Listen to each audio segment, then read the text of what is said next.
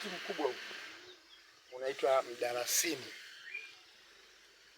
Ni maarufu sana kwa ajili ya viungo vya chakula kama pilau, masala, tea masala, chai chai. Yaani hii ndio kiungo hii hapa. Na inavunwaje hii? Hii inavunwa, huu mti lazima ukatwe wote. Makato wote? Wote. Okay. Huu unakatwa wote. Yeah. Alafu unabangua hayo magamba. Okay. Magamba ndio product yenyewe. Okay. Ila huu mpaka umefika hapa nimeuacha kwa sababu unahitaji mbegu. Unataka mbegu. Kikawaida unavuna. Tayari mwaka huu nimepata mbegu 56. Okay. Na nyingine zaidi ya mbegu 100. Nyingine nimewagawia watu ambao wako interested. Na huu unakwenda kwa speed sana. Sheria huu ndani ya miaka 2 unatakiwa ukate. Miaka 2. Miaka 2. Kwa hiyo unatakiwa ulime shamba la miti. La miti ya Dar es Salaam. Kwa hiyo siku unapoamua kufyeka ni yote. Unafyeka yote. Okay. Kilo moja hapa Ruaha nimeuliza mimi last week. Ni shilingi 12,000. Kilo moja mdalasini. Kilo moja mdalasini. Kwa sababu robo ni shilingi 3,000. Kilo moja shilingi ngapi? Kilo moja 12,000. 12. Nusu shilingi 6,000. Okay. Nimeuliza hapa Ruaha. Hiyo sio bei ya Dar es Salaam. Hii ni bei ya Ruaha. Shamba la eka moja unakadiria ukivuna baada ya miaka 2 unaweza kupata kilo ngapi?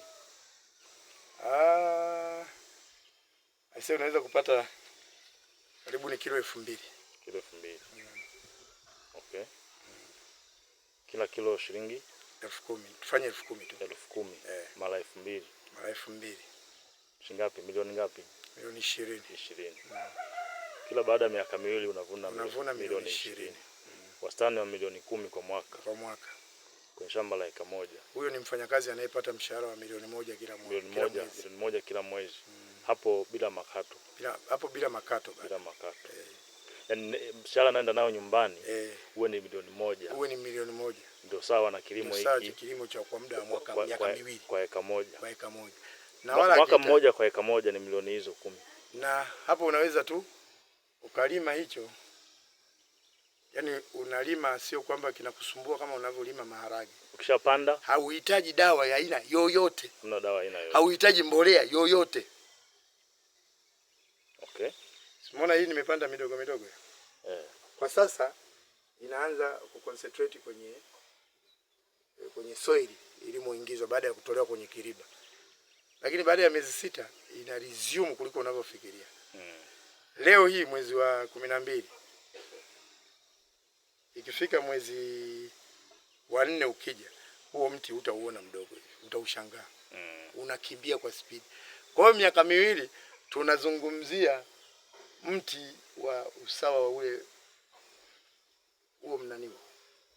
Fenesi. Miaka 2. Utakuwa kama vile. Miaka 2. Miaka 2. Huu unaona? Ukubwa wake. Sasa huu kwa sababu tumeuacha una matawi mengi sana. Haujaweza kurefuka sana. Hauwezi kurefuka kwa sababu hayo matawi itakuwa ni wewe unakata. Punguza. Unapunguza. Lakini sasa kwa hapo ilipofika kwa sababu wenyewe ni wa mbegu, acha uendelee na maisha. Ili upate mbegu. Ili nipate mbegu.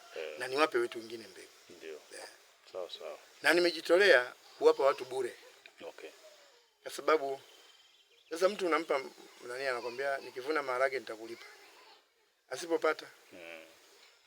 Kwa hiyo hiki mimi ndio naamua, nimeona tuwatoe hawa jamaa kwenye hivi vilimo vigumu ambavyo havina tija.